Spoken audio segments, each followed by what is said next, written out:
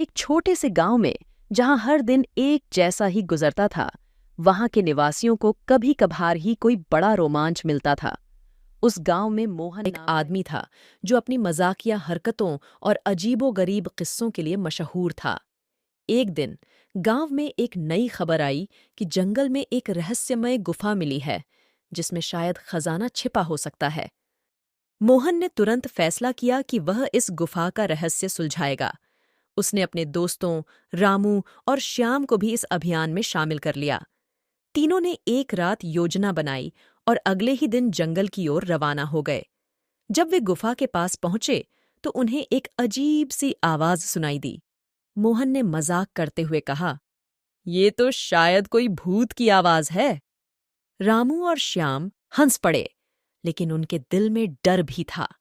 गुफा में प्रवेश करते ही वे अंधेरे और ठंडक से घिर गए।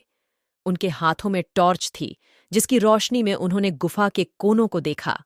अचानक मोहन की टॉर्च एक अजीब से चित्र पर पड़ी। वह चित्र किसी पुरानी लिपि में कुछ लिखे होने का संकेत दे रहा था।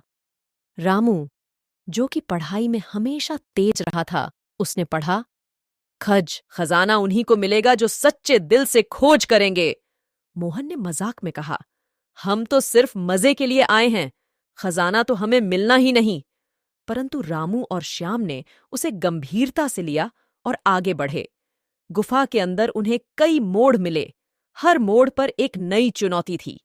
कहीं चट्टानें गिरने का खतरा था तो कहीं फिसलन भरी जमीन। जब वे गुफा के अंत में पहुंचे तो वहां एक छोटा सा संदूक मिला। मोहन ने हंसते हुए कहा, देखो, हमारा खजाना। उन्होंने संदूक खोला तो उसमें कुछ पुराने सिक्के और एक पत्र मिला। पत्र में लिखा था, सच्चा खजाना तो आपके दिलों में है। दोस्ती, ईमानदारी और साहस ही असली संपत्ति है। रामू और श्याम ने मोहन को देखा और हंस पड़े। मोहन ने मजाकिया लहजे में कहा, तो खजाना मिल गया, अब घर चलते हैं।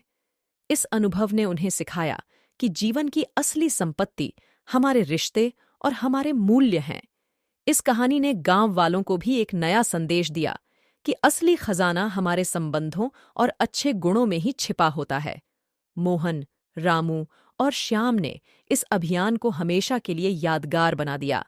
लाइक और सब्सक्राइब जरूर करें।